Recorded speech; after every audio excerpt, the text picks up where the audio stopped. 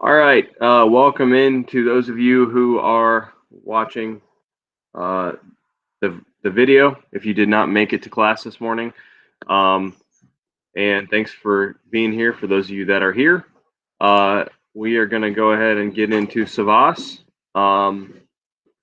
and continue combining like terms. So that's what we've been talking about yesterday, and we kind of started it on Friday. Not Friday. We weren't here Friday. We started it Tuesday before Thanksgiving, and we continued yesterday. So let me go into the tab and let's get rolling.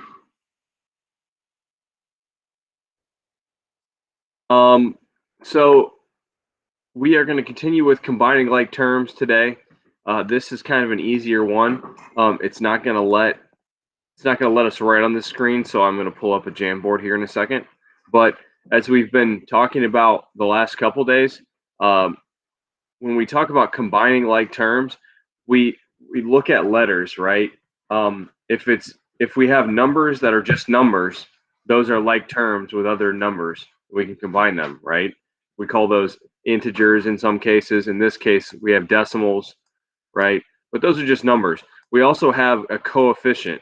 This coefficient is y, right? So the like terms in this problem are the two numbers that have a coefficient of y, right? So we need to combine these somehow.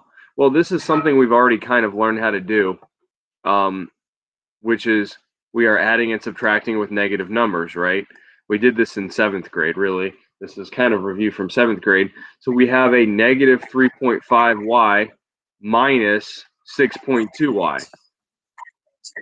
So we have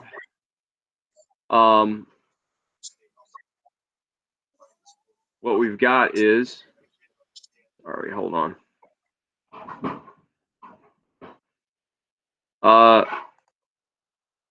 We've got combining two negative numbers. Sorry. So we know that we have a negative, and technically subtracting is adding a negative, right? Adding a negative and subtracting are the same thing. So we have a negative and we are subtracting from the negative. So our answer has to be what? If we already are a negative and we're subtracting more, is our answer going to be negative or positive? That's what I'm asking you. Negative minus something. Is it going to be negative or is it going to be positive? What do you think? Anybody have any thoughts? You can put it in the chat or you can unmute yourself. It's up to you. Negative. Yeah, good. It is going to be negative. I don't know why it does that every time I click tabs. Yeah, so we have a negative, right? And we are going more into negative. We are subtracting from a negative. So we must get more. We must get less, right? We're going left on the number line. We go left 3.5 spaces, and then we're going left 6.2 more spaces, right? So a negative plus a negative or a negative minus something is always going to be another negative. So let's combine these terms. I'm going to have to go over to the Jamboard to do this because it's not letting me write on this screen. But we have negative 3.5y and negative 6.2y. So let's go over here. Zoom in just a little bit and get a pen out. Okay. Negative 3.5y minus 6.2y. Make those decimal points a little bit easier to see. Equals, what do we equal? Negative 87.3. So we have to combine these two like terms, right? I'm going to underline them because they're like terms because they both have y, right? Let's combine them. So if I pull this up and let me see if I can share this in a different way so that I can show you guys my whole screen here. That'll be easier. Okay. So if I pull this up and I say 3.5 And then this is the positive negative button. This can make your number negative, see? And then I subtract 6.2. I get negative 9.7. Now we still have a coefficient, right? Because we're dealing with y. So that's what we were doing. We were combining like terms. So like we were talking about yesterday, you can just think of y's as some object, right? I don't know what starts with y. That's a good acronym. I don't know. 3.5 yellow whatevers. Yellow bananas. I can't think of a better word that starts with y. But, right, we have negative 3.5 and we subtract 6.2y. We keep our coefficient, so we have effectively combined like terms. And then now we have negative 9.7y equals 87.3. Now, from yesterday, and that is an awful decimal point. From yesterday, what do we do next? We have negative 9.7y equals 87.3. We need to isolate this variable. We need to get y all alone. So it cannot have negative 9.7 with it, right? We need y all alone. So does someone remember from yesterday what we did to get y alone here? We have two numbers that are next to each other with no sign. So what does that mean? You guys remember what that is? If you have two numbers next to each other. We don't times. Yeah, exactly. Times. Good. So just know that anytime you see two things next to each other, it could be with or without these parentheses too, right? If you just see that, imagine the parentheses in your mind, even though they may not be there. If you got these two numbers next to each other with no sign, you're multiplying, right? You're timesing. So what's the opposite of times? We got to get rid of 9.7 by doing the opposite. We have 9.7 times y. Good. Yeah, so we got to divide this. Well, we got to divide by negative 9.7, really, right? Because we want y all by itself. We don't even want a negative sign. We got to get rid of the negative sign too. Okay? So we're dividing negative 9.7 divided by negative 9.7. Well, what happens there? That cancels out, right? Anything divided by itself becomes 1. So we can cancel and get rid of, I'm going to do that in red. We can cancel and get rid of both of these.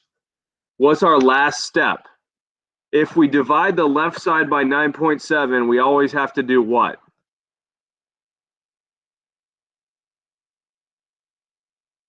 If we divide this by negative 9.7, what do we have to do over here?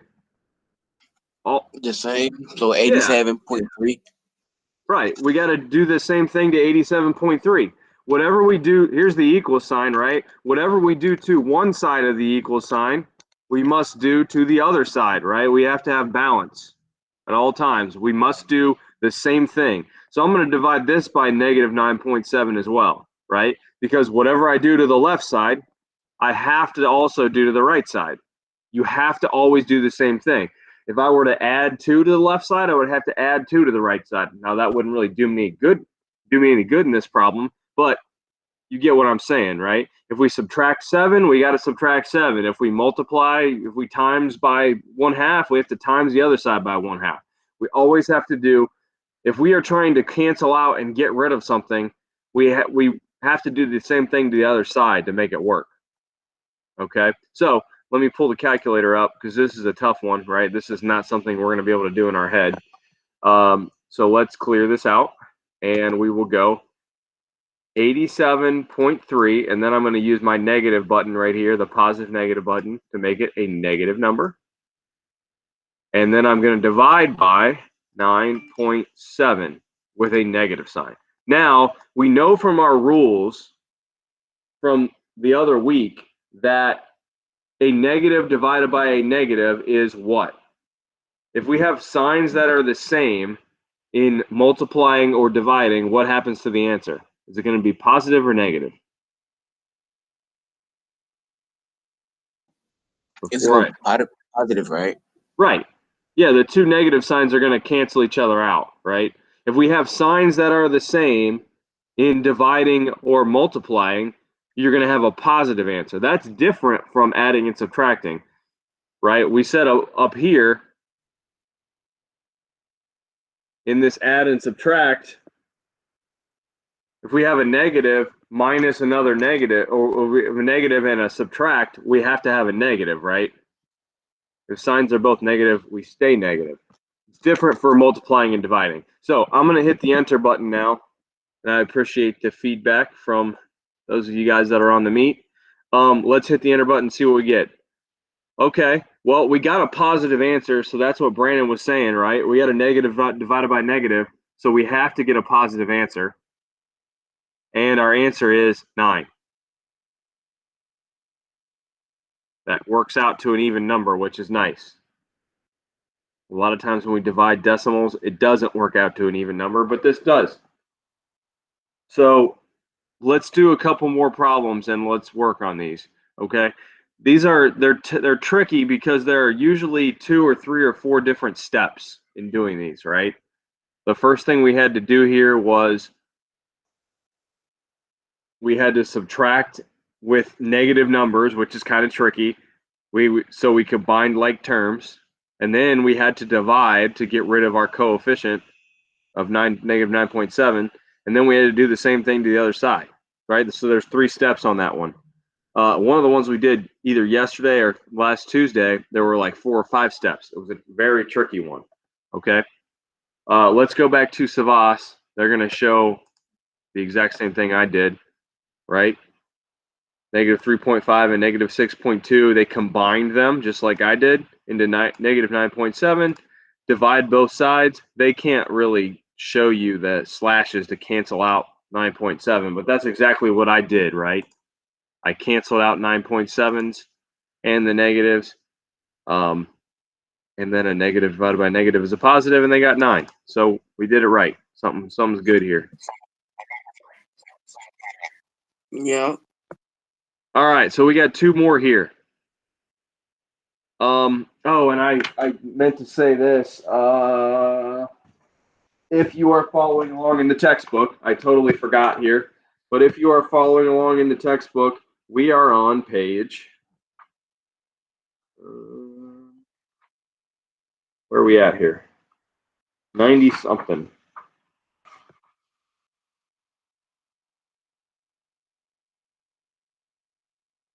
I think we're on 91 right now. I meant to tell you guys that at the beginning of the lesson, but we are on page 91. So there's the problem we're working on right now. So you guys can follow along on this in the textbook, or in the workbook, I should say, and feel free to write in them, do whatever you want, take notes. Okay, that's what they're there for. So I just wanted to remind you guys, page 91, if you do have a workbook next to you. If you don't, then on Thursday when I see you guys again, or for office hours tomorrow, you know, probably a good idea to have your workbook. That's what they're there for. But let's try these 2 problems here.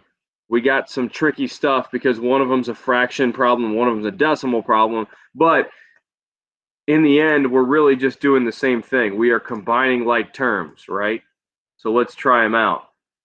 We don't have anything else to complicate matters here, so that makes it nice. We have D and D, and we have D and D. So these are like terms, right? I'm going to redraw that one because it's kind of going over our... All right, so let's combine like terms in the first problem, in problem A. All we have to do is combine these 2 terms. We have nothing else, but we have to do a couple extra steps here because there's no common denominator, right? But negative 1/4 minus 2/5, we need to figure out what that is. And then again, don't worry too much about the D, okay? That's, that's just, it's just there. You can think of it as something like negative 1.4 bricks or negative 1.4 cups of coffee. I don't know. It could be anything. Don't get psyched out by the letter, okay? We need to find out what negative 1/4 minus 2/5 is. Well, to do that, we need to find a common denominator, right? And this is stuff that you guys learned in 6th grade, and we reviewed it a little bit last year as well. So let's find a common denominator. One of the ways we can do that is we can multiply these two numbers together, right? So one of the surefire ways to get a common denominator is 4 times 5. If we multiply the two denominators together, we're going to get a common denominator, right? So I'm going to multiply 4 times 5, and I'm going to multiply the 5 over here times 4. Hopefully this looks familiar from when you were doing fractions in 6th grade. I'm going to run out of space here, so I'm going to go down. All right, so now we have 1 times 5 is going to get us 5, and 4 times 5 is going to get us 20, right? And we have a negative sign out front. Then we are subtracting 2 times 4, which is going to get us 8, and 5 times 4, which is going to get us 20, right? So we have common denominators now, 20s and 20s, so we can do this. In order to add or subtract fractions, we have to have the same denominator in both of our numbers, right? In both of our fractions. So now we have that, so we're good. We have a negative minus something. So as we said in the last problem, we are going to get a negative answer. We're started in negative and we're going further in negative. So I know it's going to be negative. Now what's negative 5 minus 8? I'll draw a number line up here. Here's 0. Negative 5.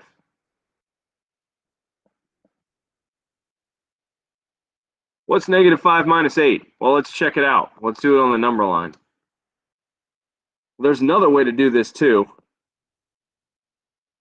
but I'll tell you that in a second. So we go 5 left, 1, 2, 3, 4, 5. There's negative 5, and then we subtract another 8, so we have to go 8 more to the left. 6, 7, 8, 9, 10, 11, 12, 13, right? We end up at negative 13 because that is 8 spaces right here, right? That was negative 8. So we end up at negative 13 20ths. All right, well, we got one more step here, and this is tricky too.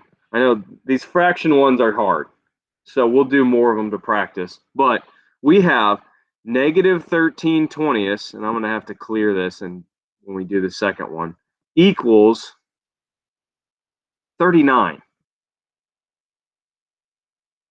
So what do we do now? If you remember back to Tuesday, if we want to get rid of this, a fraction, does anybody remember what we do? It's okay if we don't because we only did one problem like this on Tuesday. But do you remember how we can get rid of this? How do we get rid of a fraction? Oh, we have a number here, or a letter here too, right? We have a D. We want to get rid of this fraction, so we just have D all alone. We could divide by 13 20ths, technically, right? That's what we would do. But it's easier to think about it as a different way. I'm going to do it in red. Well, I'll do it in green so you guys can all see it. If I multiply by the reciprocal, now the reciprocal means we flip the fraction, right?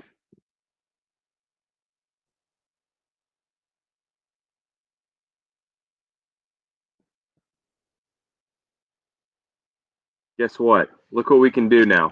If I multiply by the reciprocal, I just flipped this fraction. 20 went to the top and 13 went to the bottom, right? So now look what happens. The 20s cancel and the 13s cancel. And a negative times a negative is a positive. So the negatives get rid of each other, right? Now we have what we need. We have D all alone. Well, we just did this on the left side, so we need to do that to the right side as well. So we have to multiply by negative 20 over 13 over here. Okay, and this 39 is the same as 39 over 1, right? We know that.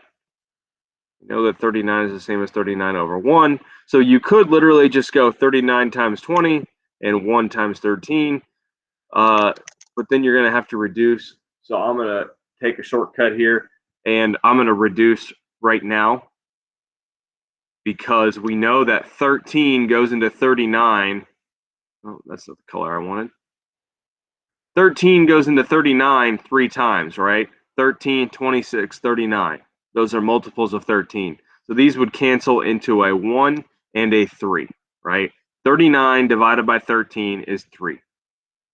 So that's how I got that. So now what do I have? 1 times 1 on the bottom, so that kind of is pointless. I just have 3 times negative 20. So I have D equals 3 times negative 20. So 3 times 20 is 20, 40, 60.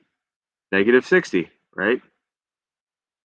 That is our answer. I realize that that's very complicated and it's tricky. These are hard, all right? The fraction ones are really hard. The decimal ones are a little easier. The ones with whole numbers are the easiest, all right? But they're throwing all kinds of stuff at us so we can get some practice. We'll do a couple that are more normal problems here after we do these couple that they give us in Savas. All right. But is everybody with me? I know it might seem kind of complicated, but does it at least make sense what I'm doing? Like whatever I do, for instance, I'm going to go to yellow here. Whatever I do to one side, I've got to do to the other side, right? That's the biggest takeaway that I want you guys to get, right? You might not necessarily remember that you have to multiply by the reciprocal. That would be great if you remember that from today. But I really want you to take away that you have to do the same thing to both sides of the equation if you are going to solve for the unknown variable. This is the unknown variable, right? D. We don't know what D is. We're trying to find it. And at the end of the problem, we do find it. We figured out what it is. We solved for D. All right, let me clear this frame so that we can try the other one.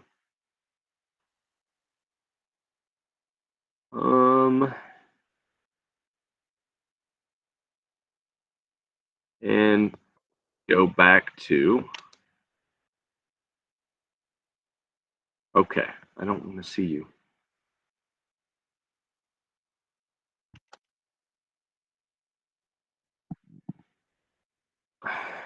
Why are you doing this?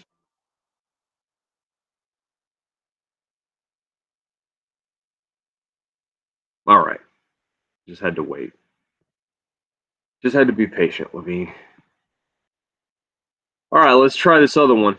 This one's a little easier because it's decimal, so we don't have to find common denominators, right? We can just subtract these numbers, and we can use a calculator as a tool to help us out.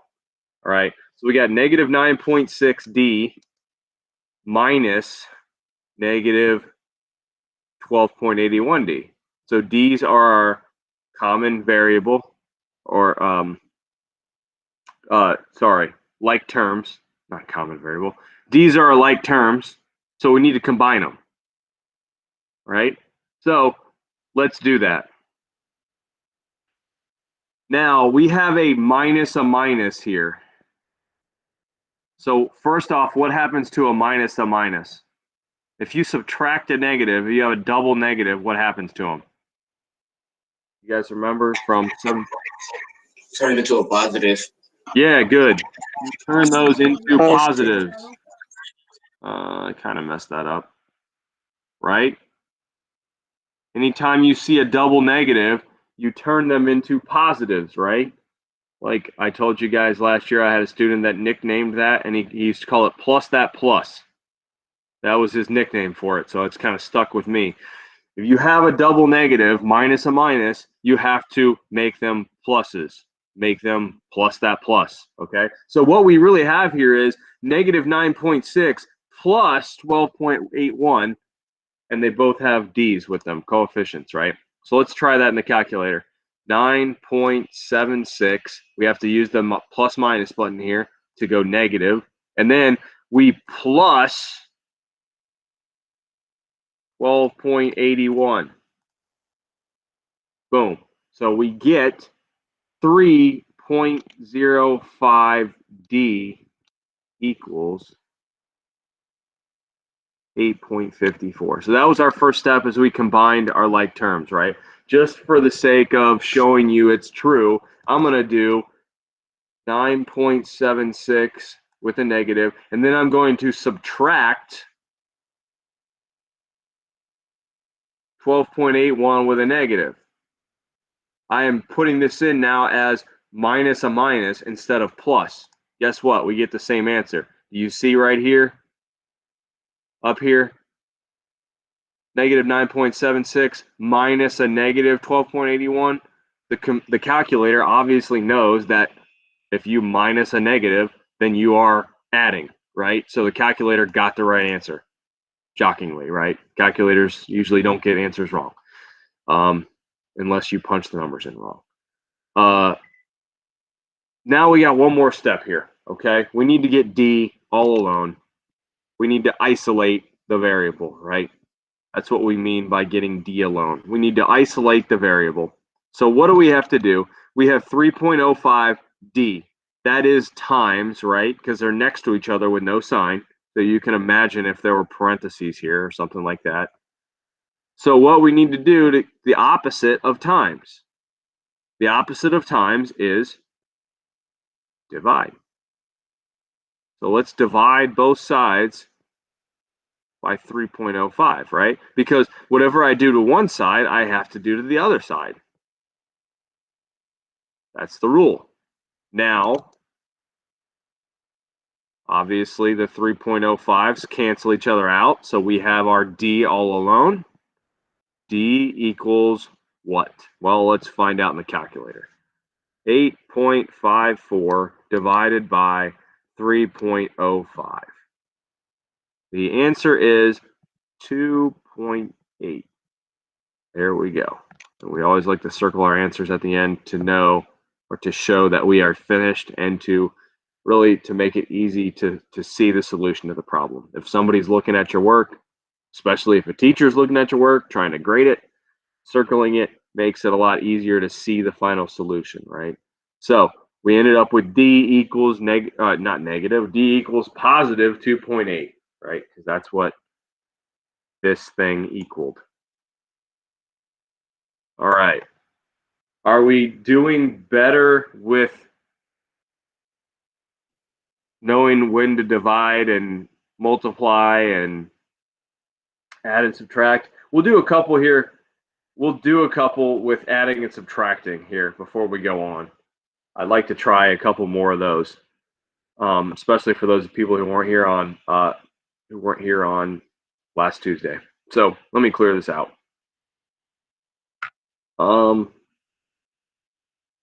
And I'll go to the Jamboard here in a second. But let me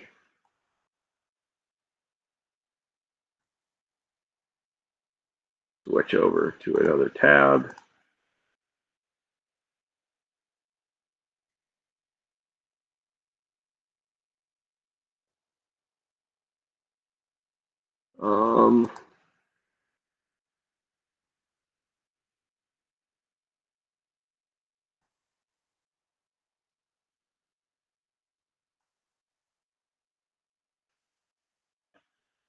All right, so clear this, and let's do a couple that are just adding and subtracting to make this a little bit easier to see what we're doing here. I'm going to give you guys, why am I not writing?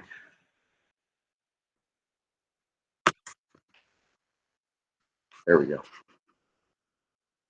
3a plus 6a minus 4 equals 7. So we got a couple steps here. First one is we need to do what? What's our very first step? Are we gonna Did 3A and 6A. Yeah, good. That's what we want to do. We want to combine like terms. That's the first thing we want to try to do, if possible, right? We need to combine 3A and 6A. So obviously, 3A plus 6A is 9A, right? Just like 3 apples plus 6 apples is 9 apples. If that helps you think about and not get psyched out by the letters, then I recommend doing that. Think about it that way. So now we have combined like terms, and we have 9A minus 4 equals 7. What's the next step? We need to get, the next step is we need to isolate the variable, right? We need to get A all alone. Well, right now, we have a minus 4 here. That's a problem. So if we have a minus 4, to get rid of it, we need to do the opposite. So what's the opposite of subtract?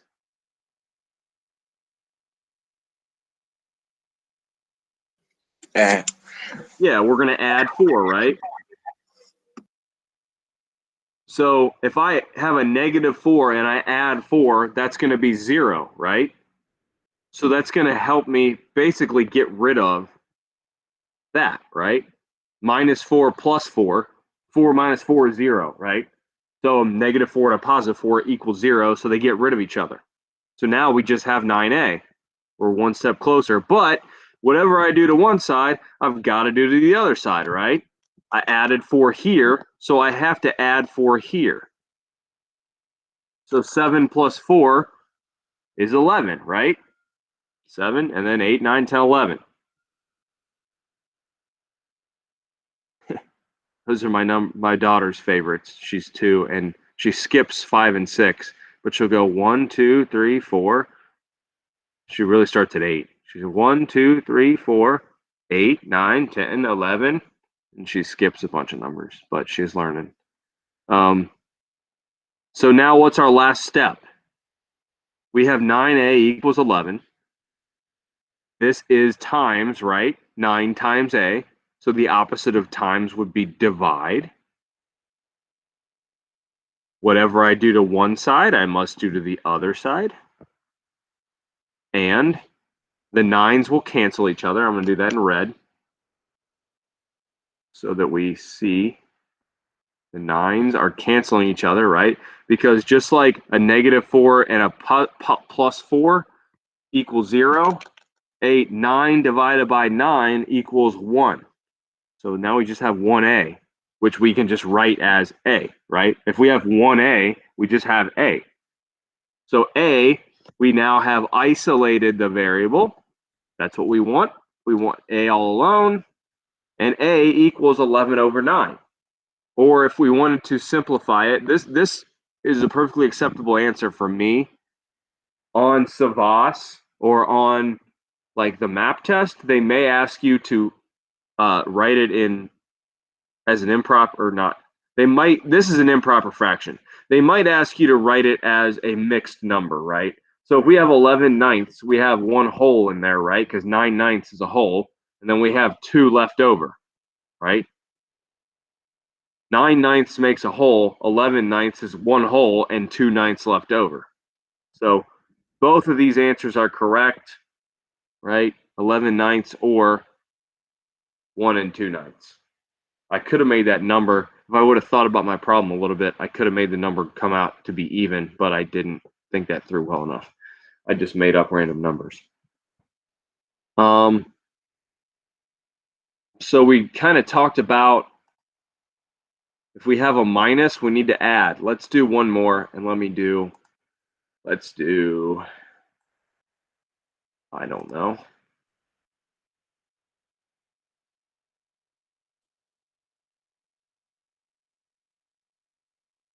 Or C minus 3C plus 6 equals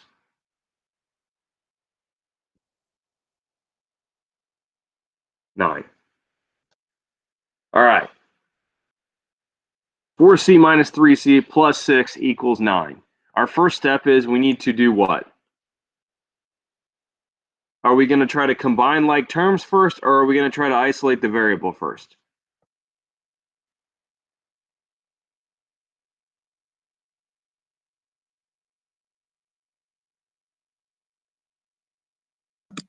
Combine like terms. Yeah, let's combine our like terms, right? So 4C minus 3C. I don't know, you could think of that as 4 cents or 4 coffees or 4 whatever, right? If I have 4 cents and I take away 3 cents, I have 1 cent left. But wouldn't it make more sense if you just have 1C? You can literally just write that as C. 1C is the same as C, right? We don't need the 1. 4C minus 3C is 1C. So we just write the C. C plus 6 equals 9. Now we have a plus 6 right here. How are we going to get rid of that plus 6 so that we can isolate the variable? Next is we need to isolate the variable, okay? So when I talk about the variable, that is the letter. That's the number we don't know. It's represented by a letter. We need to isolate it. So we had a plus 6. We got to do the opposite of plus 6, which is what?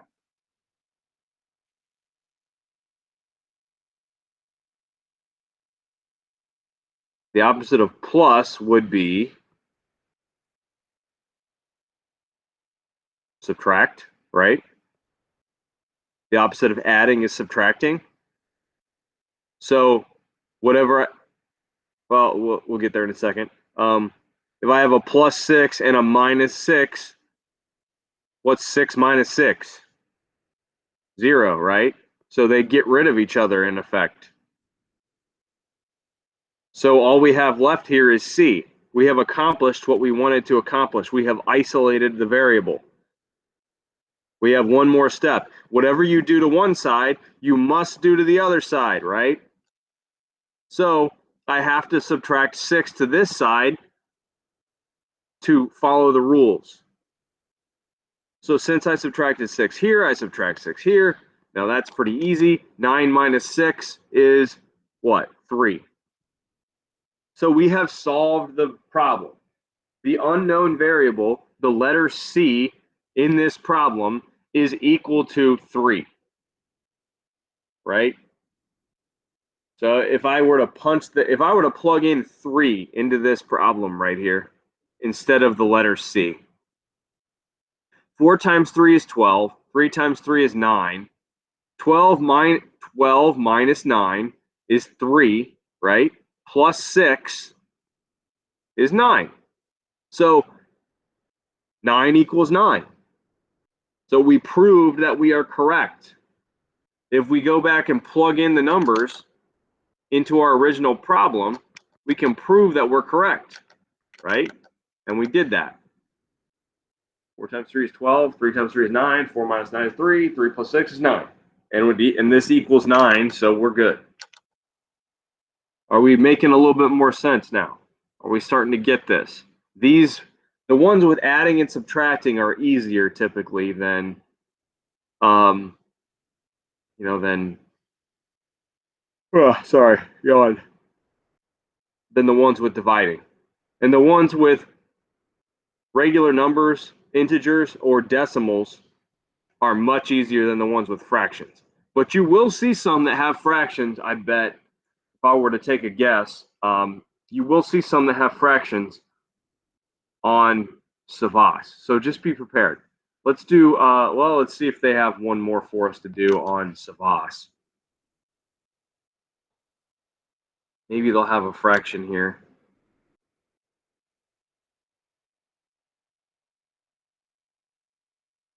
Okay, it's going to give us a word problem. Let's see what we can do here. All right, this is going back to what we did on Tuesday, which is fine. We can review a little bit, and this will help us with some of the new skills we've learned. Ling bought a tablet on sale for 45% off the original price for $236. So she paid $236 after the sale. What was the price of the tablet before the sale? So what I'm going to do is I'm going to come over to the Jamboard here. 45% discount and $236. These are tough.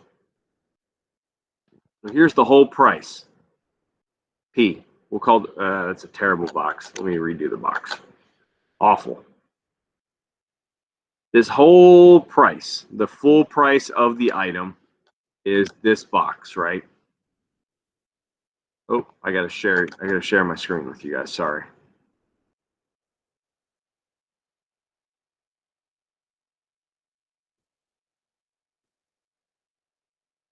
So the price she paid was $236, and the discount was 0.45p, right? Because 0.45 is the same as 45%, right? Again, if we have 45% and we want to make that a decimal, all we do is we take the decimal point, which would be right here, and we go 1, 2 to the left, right? And it becomes 0.45. Same thing if I had a decimal, 0.61, and I wanted to make that a percent, I would move the decimal 2 spots to the right, right? And it would become 61%. So when we're going decimals to percents or percent to decimals, all we're doing is moving that decimal place 2 spots, okay? That's just a little review. Get rid of all that. All right, so 0.45p is 45% of p, right? 45% of the original price. So let's see if we're right here. Let's see if we're making sense. 236 plus the discount equals the full price. Do we agree that that is what we're trying to do here? So we have 236 plus 0.45p. Sorry about my handwriting. At least it's a little better now that I have a stylus and not writing on my mouse. Equals the full price. P being the full price. 45% off P was the discount. So that's this, right? Now, this one actually becomes pretty easy. What we need to do here, though, is we need to get the P's all together. We need to get the price all on one side of the equation. We have to isolate the variable. So in order to do that, in this case, the variable is on 2 different sides of the equal sign. So we can't just combine them. We have to start by isolating them. So I've got plus 0.45p. The opposite of plus is minus. So again, plus 0.45 and minus 0.45 are going to get rid of each other, right? Because that equals 0. Whatever I do to one side, I have to do to the other side.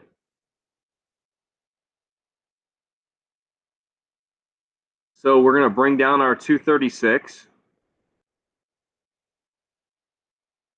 236 equals, now what is this? P minus 0.45p. This can be the same thing as 1p, right? We just have a p that's 1.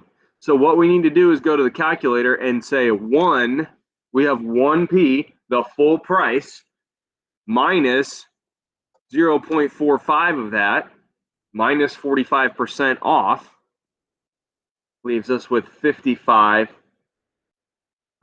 or 0.55p. So let's just check here to make sure that this makes sense. 236 equals 0.55p. This is the same as saying 55% of the price, right? Because whenever we're multiplying, we're thinking the word of. 55% of, if I were to put a times sign in there in the middle, 0.55 times means of p. 55% of p is 236, and that's true, right? Because if we were to go back to our original problem, that's what she paid. She paid $236, and that was 55% of the price because she got a 45% off, right? That's what we did here. We subtracted the full price minus the 45% discount, gave us 55% was what was left to pay. So we have one more step, right? Now we have to isolate the variable by dividing, right? We have 0.55 times P, so the opposite of times is divide. 0.55 divided by 0.55 cancels out into ones. And whatever I do to one side, I've got to do to the other side. So let's divide by 0.55 over here. So this is just going to leave us with P, right? That's all we have left on the right. Now let's figure out what this number is. I'm going to do that on the calculator. $236 divided by 0.55 equals, okay, well, what do you guys notice about this? It's a decimal that goes on forever, right? This is good because this connects back to what we did in lesson 1. Is this a rational number or an irrational number?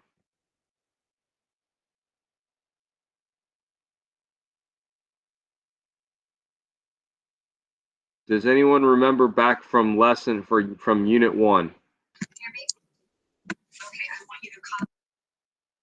It goes on forever, right? But there's something else that you notice about this. Does it have a repeating pattern? Yes. Yes, it does, right? So it does go on forever, but it's got a pattern. So this is a rational number. I just wanted to review that because it just came up, you know. It just came up, so it's a good review from our rational and irrational numbers unit, okay? We got 429. I could write this as 429.09 with a bar over the 09, right? Because the bar over the 09 means it repeats, right? 09, 09, 09, 09, blah, blah, blah. Oh, you guys aren't seeing the calculator. I'm stupid. Let me let me present the calculator so you can see it. My bad. I wondered why you guys weren't saying anything. Probably because I'm dumb and I didn't share the calculator, right? Now you can see it. 429.0909090909. We have a repeating decimal, right? It's non-terminating. It goes on forever, but it is repeating. It does have a pattern that we can express with a bar. Therefore, it is a rational number, okay? But for this purpose, we're talking about dollars and cents. We want to know the original price of this item. So they're just going to round off, right? They're going to round off all this extra stuff because we just want dollars and cents. So we only need 2 decimal places because we're talking cents here. Now, if we're going to round this number, the second decimal, we look at the third decimal, right? And you guys know 4 or less, let it rest. 5 or more, raise the score is the old saying that people use to remember that. So obviously 0 is 4 or less. So we're going to let 9 stay as a 9. And what we have here is $429.09. Okay? That is what this expression is equal to. $429.09 is P, which means the original price of that tablet was $429.09. Okay? She got this sale. Maybe it was a Black Friday deal. I don't know. If she hadn't got the sale, she would have had to pay that much money. So she got a really good deal. She got it for almost half off, right? 45% is almost half. 50% would be half.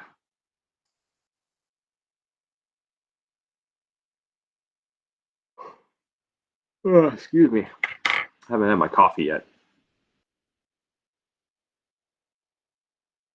All right. They're going to show us just exactly what I just did, right? The full price is $236 plus 0.45p. We combined our like terms. We divide, our last step was divided by 0.55 on both sides, and they rounded it off. What did we do different? They just rounded. I don't know why they did that. Because did we do it wrong in the calculator? No, we did it right. They just rounded it off. That's kind of a big step to go from 429 and 9 cents all the way up to 430. But okay. Whatever they say. Do you guys have any questions about this? Do you want to do another example, or do you guys want 15 minutes or so to work on homework problems? What would you like to do?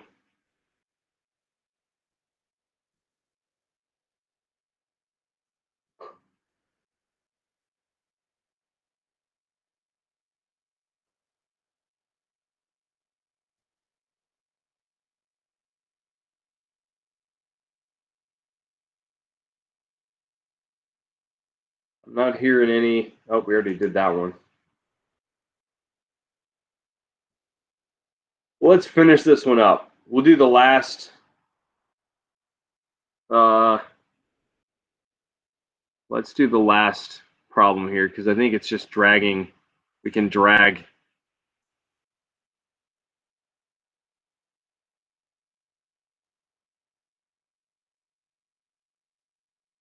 All right, here we go. So solve the equation. We don't actually have to do this, which is nice. We just have to know the steps on this one. We would have to make a common denominator between 8 and 4 because we're subtracting with fractions, right? Which would be pretty easy because we know that 4 goes into 8 twice. So we could just multiply this times 2 and get 2 eighths, right? But for the sake of ease of doing this, well, what did they do here? They converted these into improper fractions.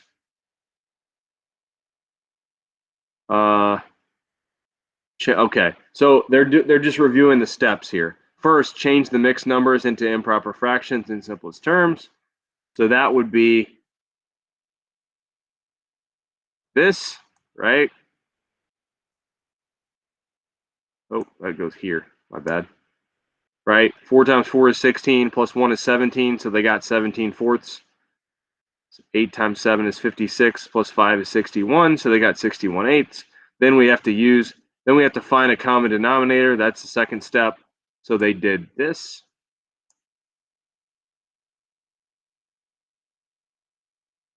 Right? We converted 17 fourths into 34 eighths so that we can do this problem. But these are x's, by the way. They're not time signs. So we're trying to find x. X is the unknown. Most of the time when you solve for unknowns, you're going to solve for x. Right? They give you x as the unknown number. Use the rules for adding and subtracting with rational numbers. That would be this, right? Because negative 34 minus 61 is negative 95, so negative 95 eighths. Then we need to get rid of the negative 95 eighths, so we need to multiply by the reciprocal, right? That's what they did here. They multiplied by negative 8 over 95, so that cancels these out, right? 95 cancels with 95, 8 cancels with 8, the negatives will make a positive. So then we have to do whatever we did to this side, we have to do to that side, and then they simplified it. So 190 times 8 divided by 95, and you have 2 negatives in there, would come out to 16. And it looks like we did it right. So that was a good one to just review the steps.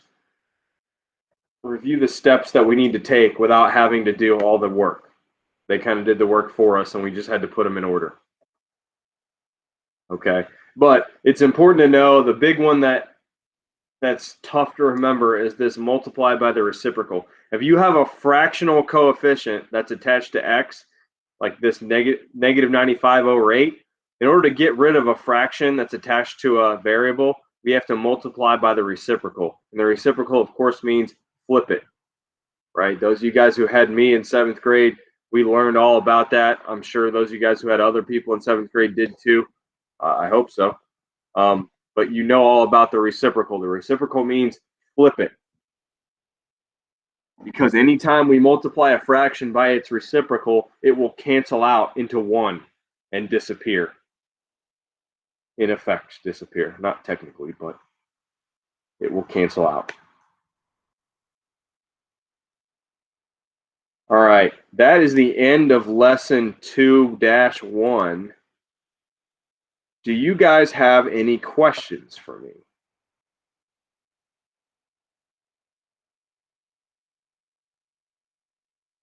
I know this is a long class, and I know it can probably seem a little tedious. So you guys are probably worn out and tired of me talking at this point, which I get. Any questions? Any last minute questions here? No. Okay, we got one no. I am going to